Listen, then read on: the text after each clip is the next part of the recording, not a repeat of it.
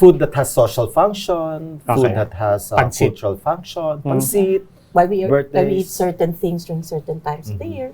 You know, Okay. like different And things coordinated. walang laglagan, like everybody's included. That's why I don't really like the idea of adobo as a national dish because paano na yung mga taga Marawi? They don't eat adobo. So they're no longer included in the food discourse or on the national food discourse, di ba? Okay.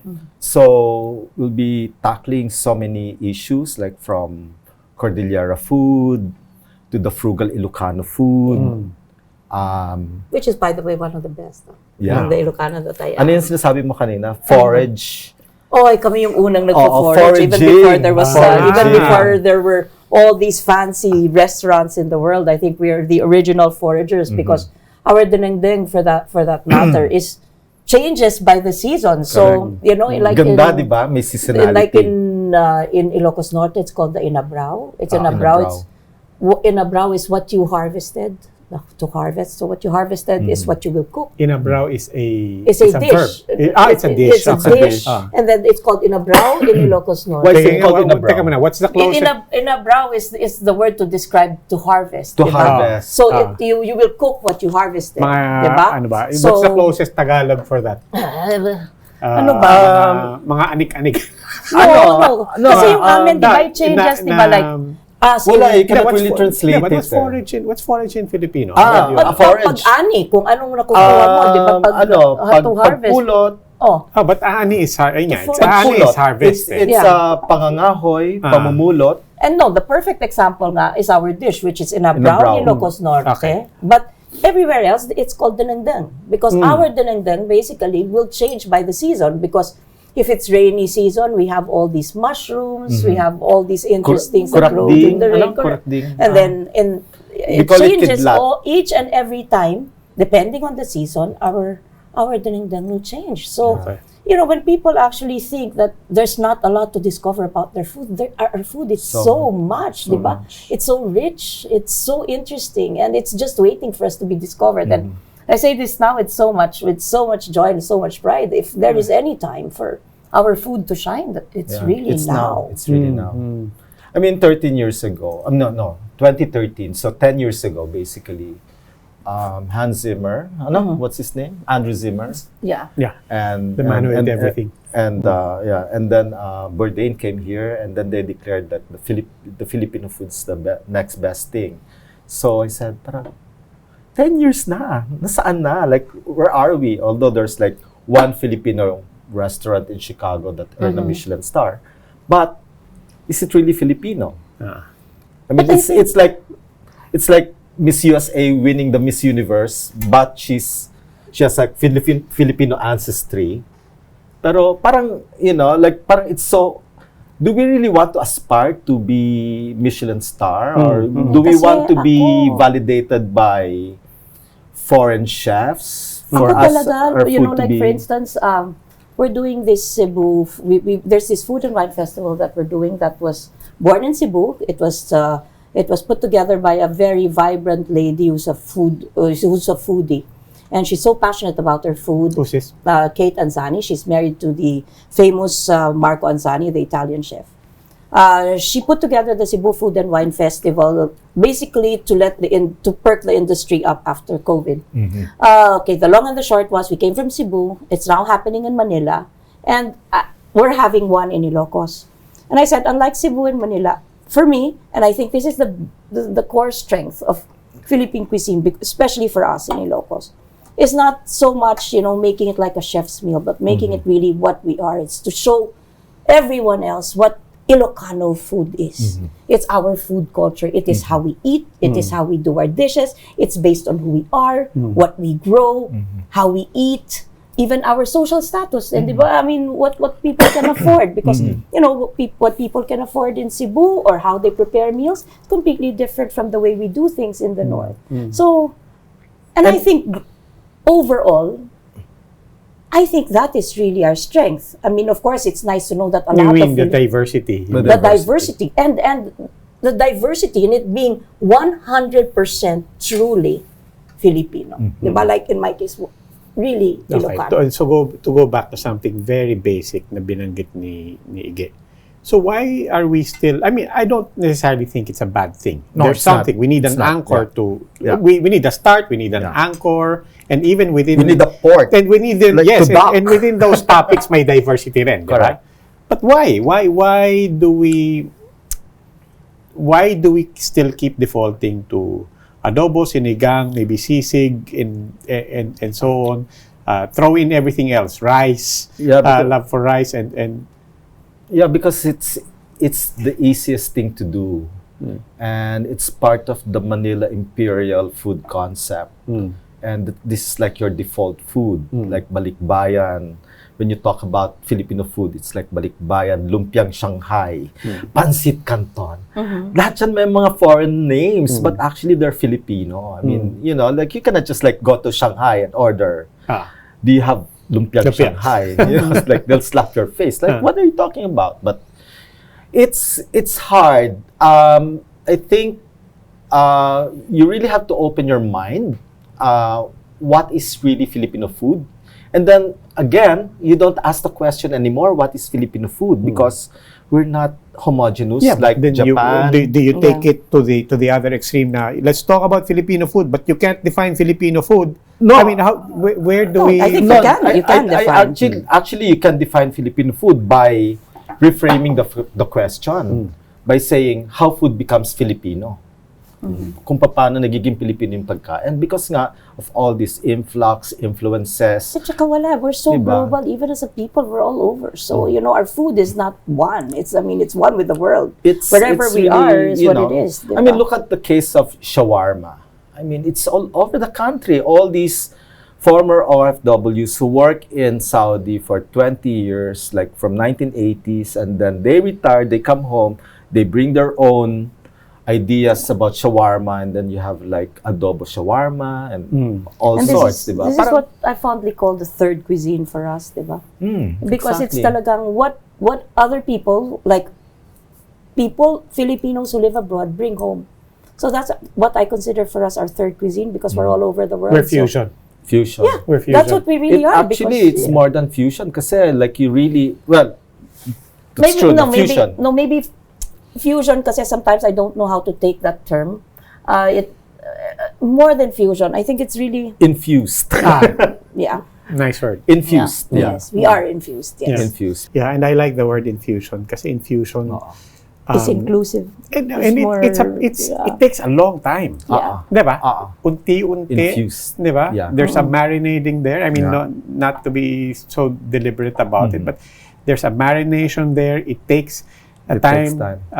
And it's not like fusion. Fusion is instant experimenting, and I just had this inspiration. Let's throw something together and let's see Right. what comes out. Parang this is a more. It takes on the culture. And Yeah. it's more deliberate, Yeah, it includes And- so many things, and diba? it's Parang more daming processes, diba? conscious. Uh, Hindi tulad nung fusion, parang let's get some ideas from Japan and Italian and these ingredients, and then let's make fusion. Ito mas deliberate, mas conscious, So ikaw, mas Ige. mindful. So ikaw, Ige, kasi kilala kita as a book designer.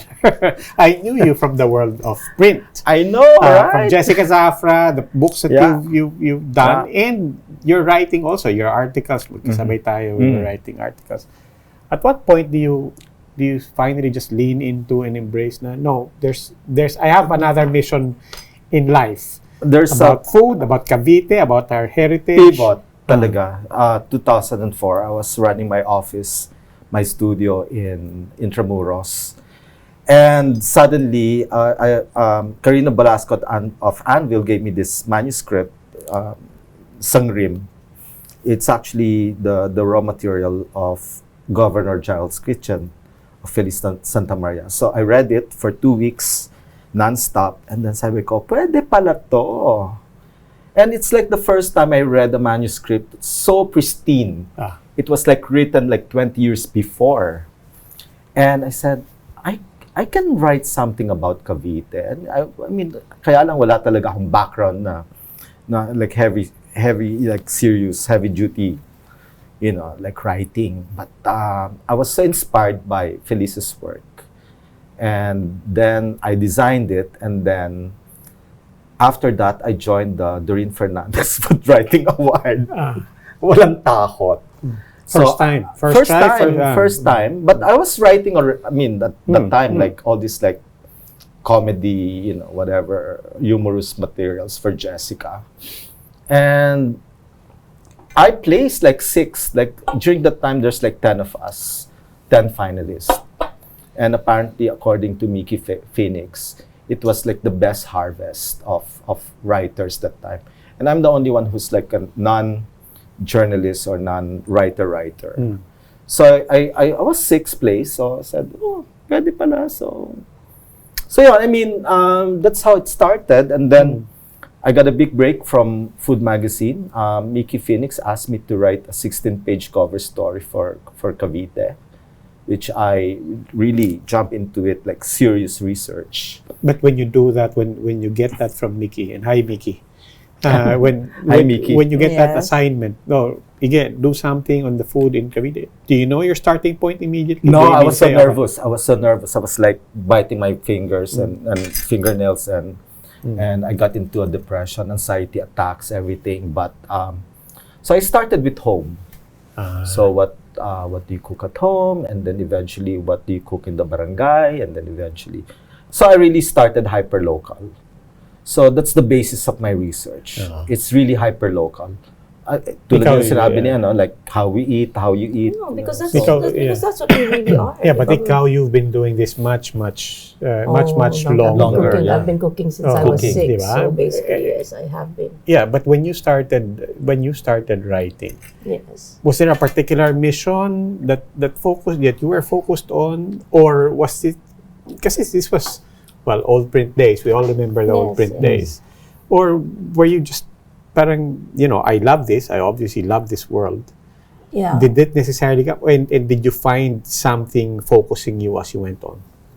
Oh no, I chanced upon writing quite by some stroke of luck, because at that time, Chelo Formoso, who was the head of the editor-in-chief of the Inquirer lifestyle section, wanted to be behind the scenes instead of covering people who cook.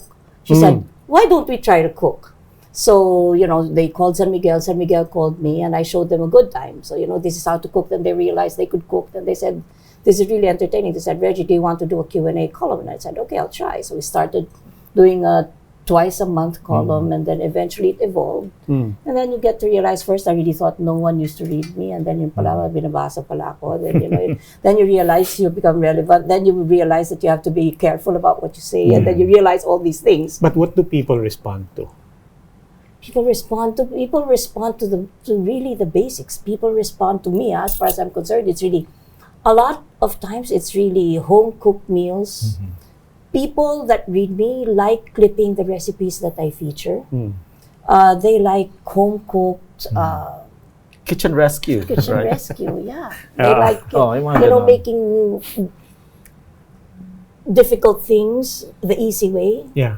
Being able to present things but in a also different finding the fashion. sophistication in simple things. Yeah. I remember, speaking of kitchen rescue, I remember in the very early days of Facebook, I remember Sheila Coronel posted from New York. And sabi niya lang, something like, been trying to cook adobo, I don't know what I'm getting wrong.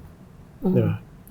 Ang daming dinumog talaga siya. Parang hundreds of people were commenting. Sabi niya, I've been a journalist and I've been on this Facebook thing for a long time. I've never gotten this kind of... It's really the simplest things, because really the simplest things are the ones that remind you of home. The food that your mother cooks is always what it remains as an imprint to the rest of your life. So sometimes, so sometimes we complicate things when in fact, like I always tell you, I'm already home. Now, I said, when I was starting, I really used to enjoy cooking all things continental. And then now I always said, in a world that's so global, I said, why will I even try to do all these things? Of course, I'll cook it without a problem. But I said, if you want to eat it, there's a good Italian chef around the corner, a good French chef. And I said, what can I cook? I said, the only thing that I can really lay claim to that's mine is what's mine. And I'm Filipino. There's so much content right now. And let's say, there are so many food nerds right now, people who genuinely love it with their own angles. Yeah. No, di ba, not just foodies. Di ba, talagang, whether it's comfort food or something really sophisticated from their house or their, and there's so much opportunity to learn from so many people. From mga sinusundan ko ngayon, mga seaman who's just showing you how to cook basic things na, are there things in the whole universe now that's exploded of content on Filipino food? Are there things that still surprise you or that actually have forced you every to? day, like you know, like somebody called me out of nowhere to guide this. Apparently, I don't really know him. His name is Andy Cooks. I know Andy Cooks. And this is the Australian guy. diba? Yeah. So he asked, the producer asked me to accompany him. So I don't know him from Adam. I don't really do, watch cooking shows. Actually, I don't watch cooking shows. Okay. Like, or yung mga food channel, I don't watch it at all. And suddenly, there's this guy, parang, and then suddenly, he's famous, like, and then, like, suddenly, my Instagram followers exploded kasi I was tagging his thing, And, like, there's this, parang, what word? There's this, yung parang, people like to understand or to cook Filipino food, whether you're Australian, and then there's this Russian guys who make adobo. There's this Canadian guy who migrated from Canada and started to live here. Basta ang dami-dami mga ganong storya na parang, I just find it weird and strange. Like, why do they want to learn about Filipino food? Yung pala, syempre, Filipino, they're on their YouTube, they're on... May Pinoy baiting din dyan. May Pinoy baiting pala. Like, di ba, like, when you... when there's like a... An American family tries Jollibee. Di ba? Parang, yung mga, yung gano'n, parang, ay, mga Pinoy, di ba? Pinoy clickbait. Kasi nga, ang dami-daming Pinoys online. So, even yung mga voting online, di ba? Number one ng mga Pinoy, di ba? So, I think, Pinoy is a very good market for social media. That's why all these content are doing. Yeah. But so, it's similar to your point about Michelin star, or for that matter, si Anthony Bourdain mentioned that. Why is it so important for Filipinos to find their validation? No, but why do we? Where else can we get our validation? Why do we need the validation of? Kasi your mother-in-law won't validate you. So si Anthony Bourdain na lang. Never ka papasa sa But like I always say, di ba? Kanya-kanya. Oh, why not? I mean, ako naman, why not? I mean, it puts people on their toes. Yeah. There are really chefs who really, or even local chefs who really are worthy of their own. A lot. A lot. We have a lot of local talent. But at the same time, also, we have a lot of home cooks and a lot of mothers and a lot of old manangs and manongs who really cook a mighty meal. Who probably deserve that? Who definitely, not probably, definitely deserve that star too. So I always say, kanya-kanya, di ba? Kanya-kanya. And the nice thing now, looking at the whole landscape, is that there's opportunity for everybody. So, di ba, whether you like to eat super local or you want to eat something that's complicated, there's something out there for you. I think it's a duty. It's our duty as Filipino to really try to know who we are through what we eat. Because I think that's what we lack also. I mean, I am, in fact, very late. I think I should have done it much earlier. I really know myself through the food that I eat. I'm doing that now. I think I'm working double, triple time, but I should have done it earlier. I should have appreciated what I had way earlier, meaning not just appreciate. I've always appreciated it, but really. But are you speaking like no, like really study my food. Like, where did this come from? From what region and why? Diba? I mean, it's really this like refers a as well to the Ilocano lens, you feel, or you're referring to the whole Filipino in general? I'm talking about the whole scope of the whole scheme of things from Luzon, Visayas to Mindanao, because that's completely different food cultures altogether, di ba?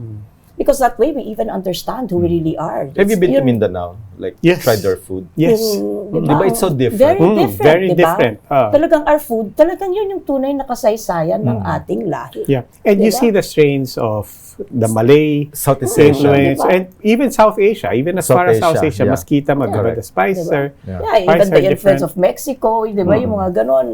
And even the choice of meats, di ba?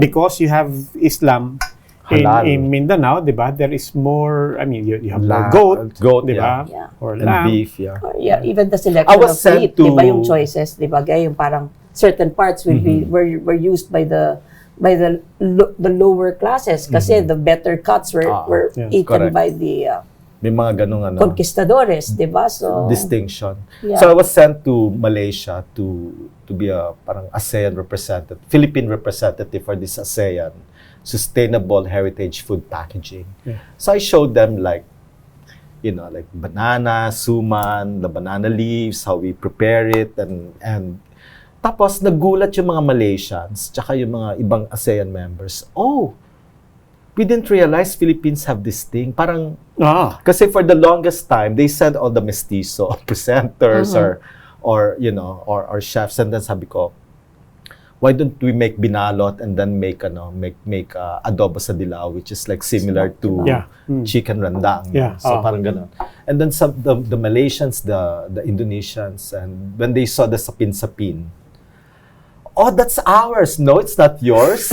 We have also the same thing. And then, kasi we presented suman sa ibos and mangga with latik sabi naman and nila, kasoy. naman ng mga Sabi ng mga Thai, taga-Thailand, that's ours. Of course not. We have a long history. And let me Yeah. tell you.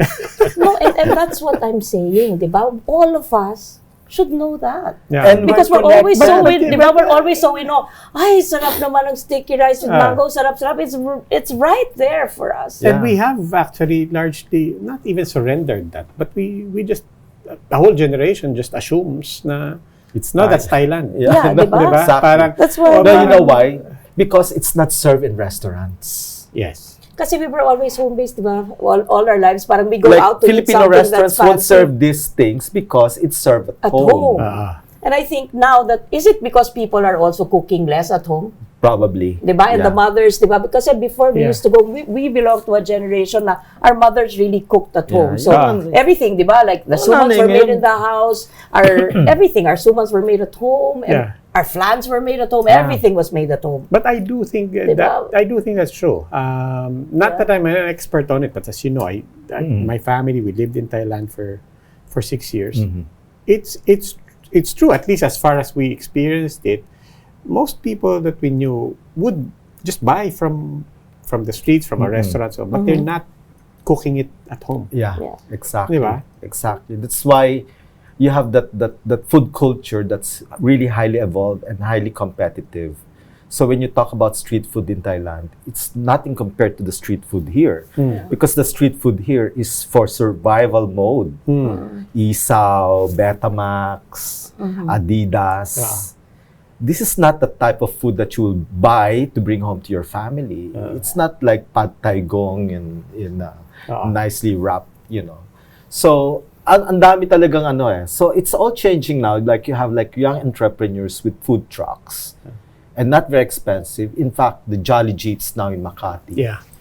are making headway in making food more accessible. Can I And- say something about Yeah. food trucks versus Jolly Jeep? I like Jolly Jeep kasi Jolly Jeep is, for me, it's karinderya food, diba? Correct. And then it's Pinoy food, and then I Pares. can get a turon for dessert and so on. 40 pesos. But the food trucks, which really emerged as a concept, maybe in the Foreign past concept. past week, yeah. there's something that triggers me with food trucks. Kasi, what's the big deal with food trucks? Why would I go somewhere so that I can have a taste of Mexico? Okay. Diba? Parang, why does a food truck have to be Mexican or a high-end sandwich. No, supposedly it's not high-end, but it is priced as a premium because this is a taste of France. This is a taste of Portland. This is a taste of Mexico. Why can't the food truck and the Jolly Jeep just be... These young kids naman, they're trying to experiment, they try to be entrepreneurs, but eventually it will level off and then they'll start, yun, like there's a food truck before the pandemic down here. They serve like really good sisig sandwiches. So yung mga ganon, eventually, they will realize na, okay, tama na itong pagkukunwari. Tama na itong, this... I think ganun lang eh. But I think that's how they started. No, ganun naman talaga. I think, me, sometimes, I don't know if it makes me happy or it makes me sad. About us, di ba? I know this is about us, generally. I remember also na we're always so nakikisali na sa uso, di ba? One makes an ube pandesal. Yeah. Every single person makes an ube cheese pandesal. This is the lechon manok syndrome. Yeah, di ba? Which we used to call the lugaw syndrome. Di ba? Then, nag-umpisa, remember yun, nung nag-burger machine, different forms of it also, di ba? Or shawarma. Shawarma, di ba? Parang, or ngayon, maybe it's in food truck form, di ba? I don't know what to think of it, pero, ako kasi ang feeling ko, I there was one genius who created something, leave that naman to the, parang try to, kasi di ba, parang you kill it also, parang, there's a time during COVID, parang everyone had ube pandesal. No, not just ube pandesal, sushi bake. Sushi bake, di ba? Everybody's doing sushi bake. Oh my God. So you were asking, sorry. No, before anything else, we're speaking with Ige Ramos, good friend.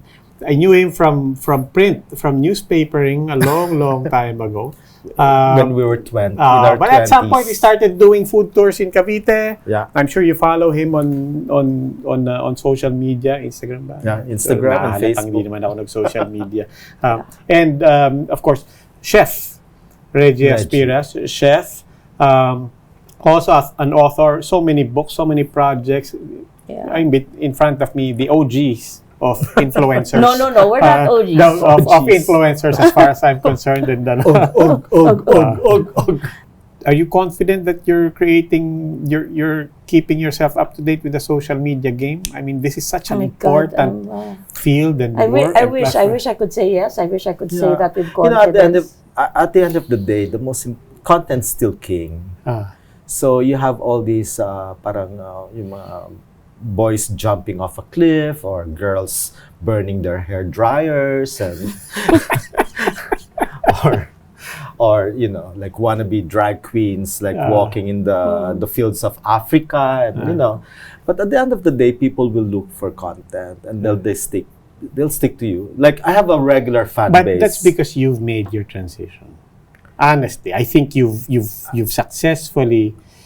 I think you're comfortable with social media. In a way, yes. I'm quite comfortable with social media. In fact, I think of social media first thing in the morning. Yeah. I think it has become that for us also. Like for Instagram. Well, because otherwise, if you're not there, you're no longer anywhere, right? Yeah. So if it's not in social media, if it's not in social media, it didn't happen. Yeah. So that's what it is. You have to really, kailangan makisabay sa uso, di ba? You have to be there. To stay relevant. Yeah, we know the importance of it, but do you like it? Do you hate it? Now I've learned to love it. Like everything else, at some point you learn to embrace it, and you try your best to. Like I always say, when I post something, maybe I don't know. I really think because I always say, people give me that split second or two. That post should be worth their while. And then you get a dopamine high. Post. Yeah, diba? Pero then again, the flip side of that coin is, I belong to the days of yore when I write a caption that's until I can no longer type, right? Because I'm there. It is an talagang parang wow, talagang it has to be nice, diba? At the end of the day, then my 19-year-old son posts a picture with no caption. Then you look at the likes and you say, where did I go wrong? Diba? So sabi ko, it's just not my generation. You learn at some point, then you say, but at least you try. Where did you go wrong? You probably put a hashtag. Oh no! And Too many hashtags. When I just learned how to make hashtags and the importance of it. And then someone told me, that's so laos already. What? To put hashtag? Yeah. When pa? I said, like 2 years ago. 2 years ago. I only learned how to do it last year.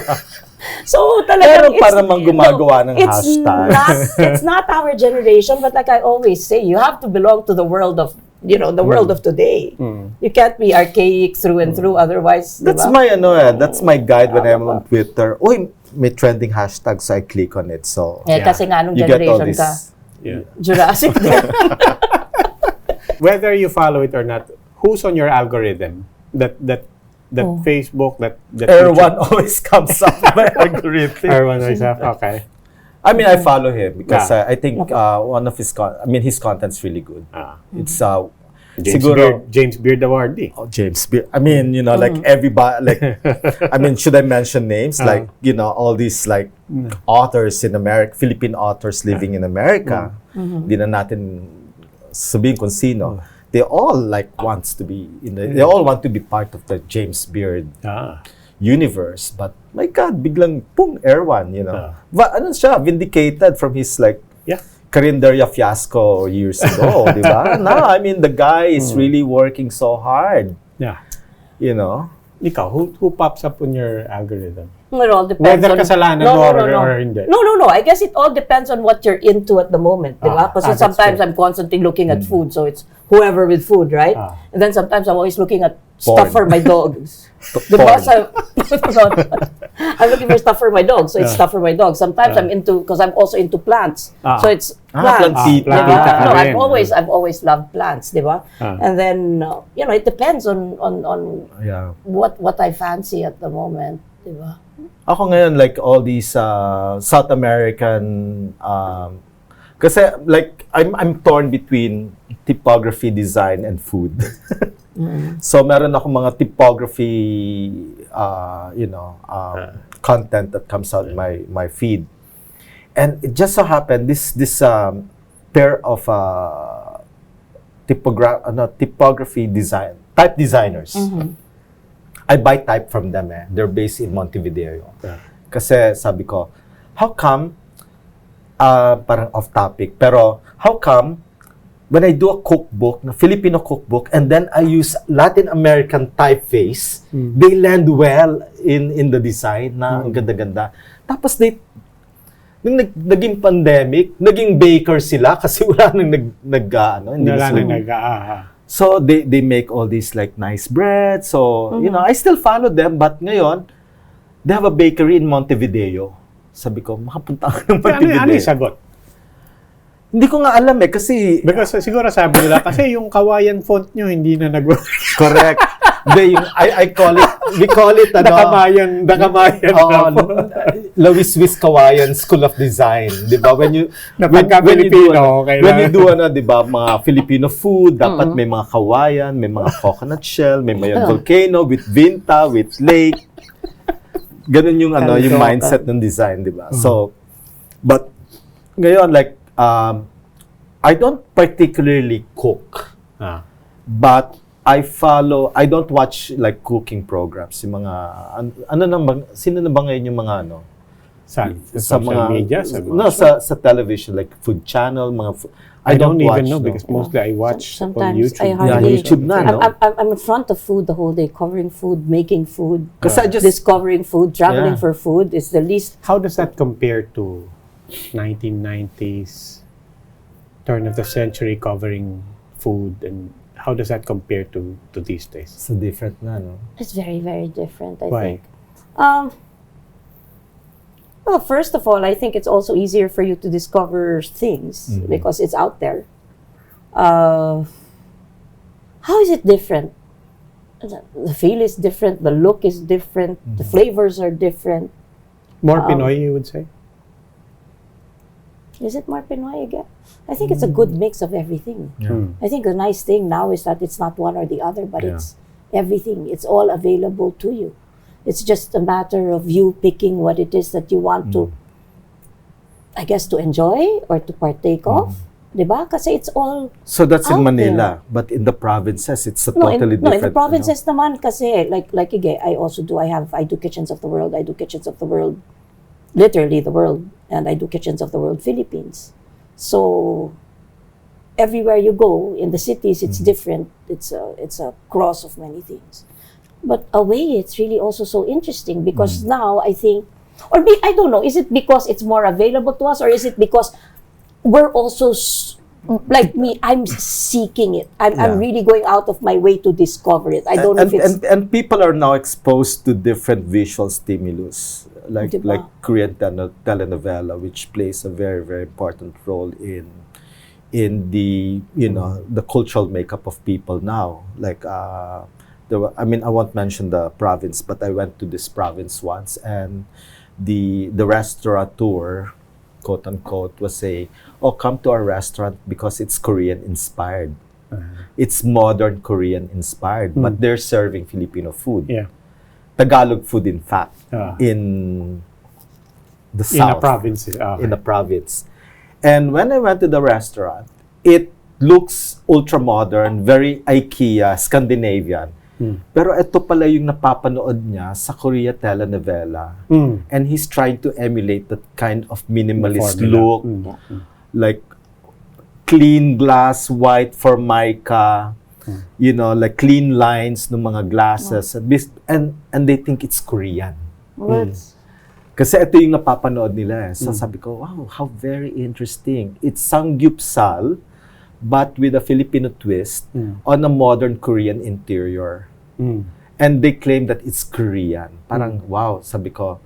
So, obviously, walang sense of parang, you know, like art history or period style yung tao. Basically, napanood niya, gusto niya ganun yung... It's not a bad thing. I won't judge this person because of his choices. In fact, nagiging mas sophisticated na yung choices niya. Yeah. Pero, ang frame of reference niya, Korean yung design. Speaking of which, one of the happiest books I also ever did was I wrote a book together with Lily Min. Lily Min cooks for your Korean... It's called the K-drama cookbook. So, you know, You it was should get traditional Korean recipes, to which I have my own notes to make it more Filipino. So, you know, you have like that, you have a samgyeopsal, and then you have different sauces. So, you know, we adapt it based on our palate. So, and people received that very, very well. It's not a bad thing. No, it's never a bad thing. Infusion. Yeah. So we're going back to that kind of fun. Never a bad thing, never a mistake. Never a mistake. There are none. You know, only things to learn from, of course. Only critics will say it's a mistake. Yeah, no. Now, let's take on the biggest. Next. Let's take on the biggest basic thing about Filipino food, and you tell me. I mean, if there's even 1% of it that's actually a myth that surprised you about it, rice. Okay. Diba? You've all heard that story about the Singaporean delegation wanting to do the food business here, and number one on the briefer, if there's no rice, that's not a meal. Yeah, we all love rice, but that's what I want to know. Is there anything to learn about rice and how much we love it? Is it actually not as universal as we assume?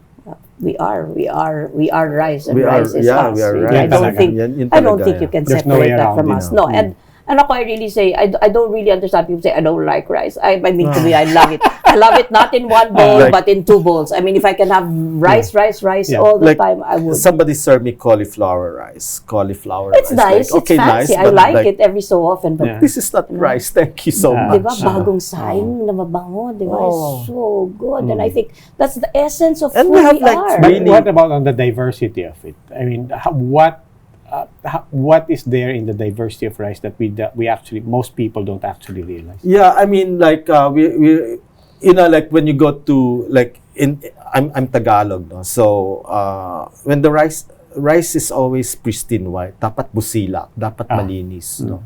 Laging ganon. Polished. And I remember the time in 1974. At saka with confidence ang pagkasabi, di ba? The year of Miss Universe, like in 1974. there was like a rice shortage. And we were like served, like hindi pa NFA noon, NGA pa noon. And we were like served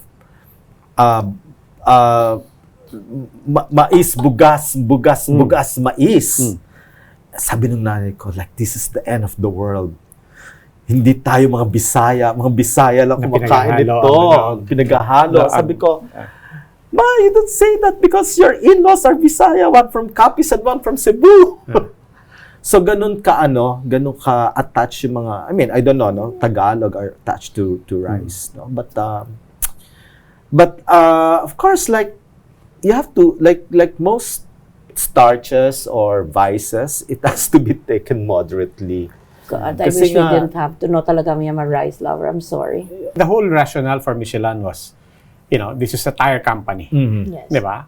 We will start is basically the intrinsic message is it's worth driving Yeah. to the other town Yes, and yes. coming for back. this. Diba? Yeah. You should come up with our No, own for something the na- Ilocos Food and Wine something- Festival, we are actually doing the Maican, the Maican food tour, which is a map of Ilocos Sur and Ilocos Norte, Oh, wow. where we will now show everybody. So if you're there during that time, we will have some restaurants that will be participating in the festival that will be showcasing their own original recipes that are either created solely for the festival based on things that are locally grown or a traditional recipe. Forage also. Yeah, whatever you want, basta it's Ilocano. Oh, Ilocano based or Ilocano ingredients or homegrown. When And then manong. the other is to also map out all the restaurants of Silamanang where you can eat. So Nice. we'll tell you this is where you can go, this and that and that and that. So it's very interesting. And then we're going to do the same again next year. For I really have to Ganyan. rediscover Ilocos food. Oh, it's a wonderful really place to be. nice. May Sawa na ako sa Cavite. Intayon. And pero di ba, for the long, actually dati binibiro ko yung mga chef na kaibigan ko.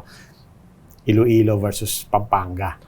Because they were like, di ba, parang because Yes. for a long time, that Yeah. really is, even for most people now who Yeah. say, oh, you have to discover the regional cuisines, and then they'll But default there's to Iloilo. yun nga yung hindi ko Pero yun nga po, maintindihan but now you have Cavite, you have Yeah. Ilocos, you Yeah, have, pero hindi ko Bicol, maintindihan why there has to be a war when we're all No, no, so no, of course, I'm different. not. Or- I wasn't or- instigating that. or- No. I Why don't should there didn't be- mean that. But why there there's some should be a- people who talk about it parang may himbagsikan Tsaka kami. yung tsaka yung, why should there be a culinary capital? Bakit hindi kami? Meron din kami. Hindi kaya nga. But so, Kanya-kanya. that's why we didn't touch on Iloilo, we didn't touch on Pampanga, But- we didn't actually, we touched on Cavite and Ilocos. Ilocos. That was because of our- But in speaking of regional foods, what outside of those would you say na, ito, you have no Ooh. concept of this region, you have no concept of this region, but more Filipinos should know about it? Maguindanao, Oo. tsaka Marawi, Maranao food. Oh my Muslim, God. Muslim Mindanao. Pati sa Cotabato. Cotabato, Cotabato. yeah. Gaganda. Oh, wow, my Ang God. dami talaga. So many. Tapos Especially para- what yung mga tribal cuisine natin na Yeah. talagang, it's so Grabe. rich. Hindi nga maubos talaga. And kasi it's nice kasi Yeah, give me cuisine, an their example of something fabric. that, as you said, blows your mind. Give me an example of something that... Palapa. Oo. Palapa Palapa. or chicken piarin, this is or the tausug, yung Chicken nila? yung chicken na Pianggang na burnt coconut. You burn the coconut before you extract the. Bago ka And magata. dun sa Bago kanila, gagawin yung diba? unang piga. Oo. Susunugin mo muna. Okay. So kulay gray, kulay abo yung gata. At saka diba doon where they start off their food with spice mixtures, yung Oo, they rub it. they pound, They diba? pound, they, So it's very different from the way we do things in parang the north, the way Indonesia, we do parang it. Malaysia, but it's so Diba? different. It's so local. I mean, there's nothing I mean, quite like even in it. Cebu, I learned, diba? There's so many kinds of Cebu Yeah. lechon, talisay, whatever wars there are. There's a talisay, karkar war for the lechon. But Correct, then again, yeah. you think about it, do you know that in Cebu, by the mountains, they stuff their lechons with yerba buena, so they stuff it with mint. In karkar, they stuff it with pachote, which is, a Mexican plant. Or tanglad. There's this place Yeah. in Diba? along Gilmore. Sorry parang you're talking about this far-flung area. There's this place along Gilmore. I used to drive past it every time. And then eventually, parang, I don't know if it's still there. I apologize if it's still there. But my impression is wala na. I never tried it. But it always advertised Abra. Abra. Lechon. And dami, I had ang no dami. idea Oh. what it Baka meant. kila ano yun? What's his name? Yung taga-Abra. Ay, nako, my mind. Anyway, Because like us in Ilocos, we stuff our lechon with karimbuaya, which is a Ayun. succulent. Diba? It's a karimbuaya. succulent. It's like a cactus, Cactus, the euphorbia, yeah. diba? Yeah. So you stuff it. It's aromatic, it's medyo tart. Beautiful, no? Karimbuaya. Karimbuaya. And it's diba? meant to be eaten without sauce.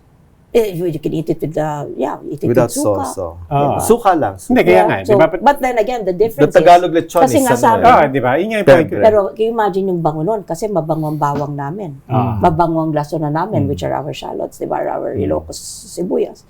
And then, that karimbuaya na parang maasim-asim na Yeah, but that's yun kasi yung point ko. Lechon is one of those things that the tyranny of the Tagalog style na meron May kang salsa. Mang Tomas, meron kang liver sauce na matamis and so on. I was never into that until somebody said, hindi, yung Cebu lechon, hindi talagang, You don't need it. You don't need it, di ba? In karkar, And then di ba? it's karkar. The But actually- one is you pour pa the sauce, di ba? Di ba? Yun ang difference ng karkar sa talisay. And now it's part of our archetype. Oh, Filipino, pagka umorder ka ng dapat may Mang Tomas and so on. But ang tanong ko, given all of these regions that you're saying, na Ilocos hindi, suka yan or whatever, what's actually more dominant? Team dominant- liver, wala team yata. Mang Tomas o Wala team yata eh. team no Mang Tomas? As long as you have the corporate packaged food, they'll do all the stuff. No, I'm not talking about that. Okay. I'm talking about if you were just to na actually when you think about it, Subuchon. mas popular ang walang Wala. Ang Diba? Wala, and yet mas that's still popular. our stereotype, eh? Diba? Yeah, that's the stereotype. Or is that because Mang Tomas is advertised so well? I have nothing Probably. against Mang Tomas. I mean, I love Mang Tomas myself. No, it's Colgate yeah. now, eh. When you say liver sauce, Yeah, diba, I love it. we I No, love but I to- personally I used love that it. to make paksiw na lechon. Like, Yeah, I buy a frozen Sure. lechon in Cebu. Is there another way to do paksiw? Yeah, you make your own liver sauce, which is really the Hindi, heaven and wala. earth. Suka lang or So, ano? no, No. parang corny. Wala. Dapat Pero kailangan may liver yeah, sauce ka. may liver sauce talaga. You May make your Mang Tomas own. talaga. You make your own liver sauce is another story because with that you can do so many things. You roast your liver. You roast your liver, Di pound ba? it. Diba? Iba talaga. Pag Tapos inihaw you buy mo kasi it's bizcocho. smoky, di ba? You buy Marami. bizcocho from Then you add it to your sauce. You Very buy bizcocho interesting. from Pasukin. Di ba? O, yung pasukin bizcocho. Diba? Maraming pwedeng gawin. So it doesn't really matter who's number one or what's the ako isa lang- It's really according to your your desire, your taste, what you crave now. I always say the best kind of food is the food that makes you happy. Sige, but let's round it back to the first point that we had. Okay, Yeah. fine. Diba? It's hard to define Why do you Filipino always food. do this to No, us? no. But okay, fine. You can't define it, and that's one of the things that. But how do we define it? How do we market it? I mean, diba? Diversity, Alam mo I ako, get. lagi We ko love itong it. We sinasabi. celebrate They always it. tell me because diba, we travel and then all of this and they say, Reggie, how would you entertain? To me, I always tell you this. For me, the whole essence, and this is me personally, so please don't shoot me. As far as I'm concerned, the best Filipino food is really what's found in the home. Yeah. So for me, the best form of Filipino entertainment, if you tell me, if you are my guest and I allow you into my house, it's the best kind of food because our food is really home-based. It is who we are. It's food cooked by your mom. It's food prepared with a lot of love. It's food that you learned from your mom in my Yes, case. but when we take it abroad and we Yeah, tell people, I think- and we try to, yung point mo, di ba? Zimmer, Bourdain, Yeah. everybody say, next best thing, next big thing, Filipino food. You know what? That, You shouldn't do Filipino food. You just do regional food.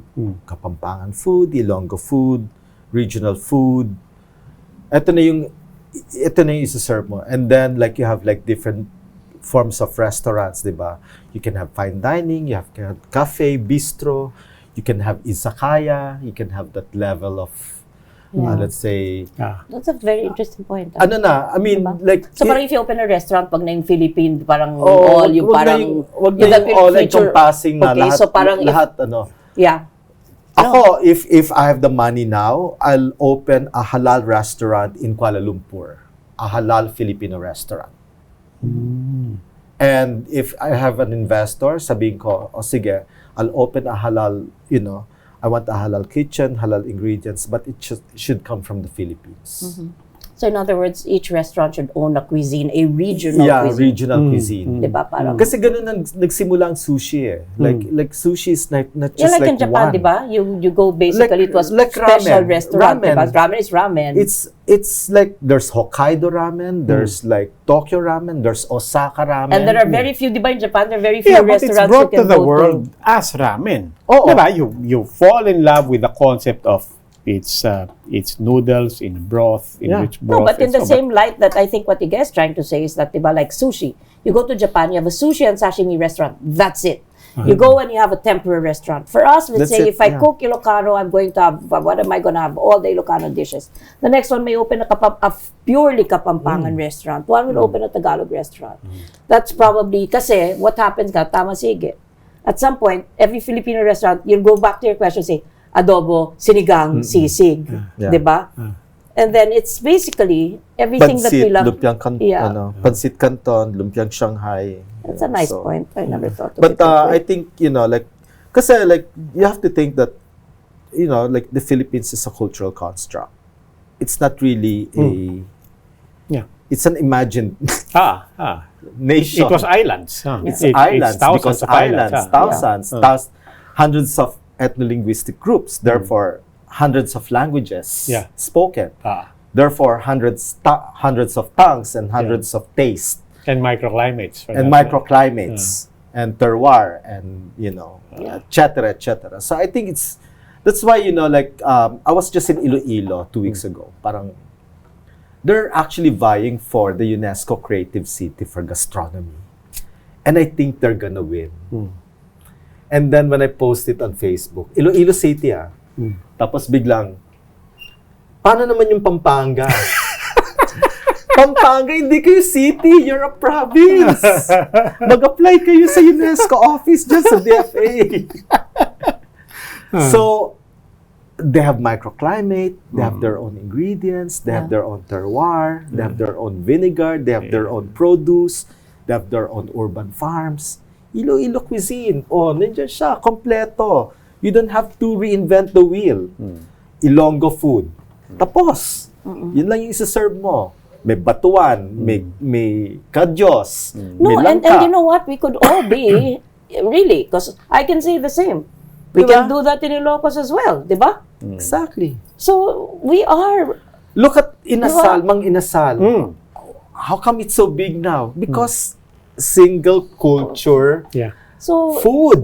hindi, pati ang Cavite, meron din sariling kultura ng Diba? pagkain, di ba? So, everywhere. There's so much talaga about us. We're so rich. And that's why I always say, parang kulang-kulang. Again, I were talking, parang kulang yung panahon. There's so many things for us to do. So many things to discover. Yeah. And unfortunately, you're gonna have to discover it on your own. Continuing, that not unfortunately, but fortunately, we know that you're all discovering with us. Unfortunately, this is the only time we have. Isang oras lang po yung programa ko. Again, I'd like to thank Ige Ramos and Chef Reggie Aspiras. I will continue my conversation. I still have some questions for them. We'll just continue this, but you will have to leave us. Catch us again next Thursday, 9:30 p.m. Manila time on One News. You can also check out the long conversation with Roby, that's me, on Spotify, YouTube, Apple Podcast, Google Podcast, and on Puma Podcast. We will be uploading the audio as well on Puma Podcast on all the platforms. Ako po si Roby Alampay. This is Roundtable. Maraming salamat po. Thank you for having us. No, thank you. It was fun, I think. Oo. Di ba? No, pero dami talaga. Dami. Daming kakainin, daming pag-aaralan. No, Daming talaga so pag-aaralan. rich. Diba? So rich. See, so, yung sinulat ni Doreen Fernandez, just a scratch on the surface. Yeah. Kaya siya namatay because of food-related illness. Ah, Yeah.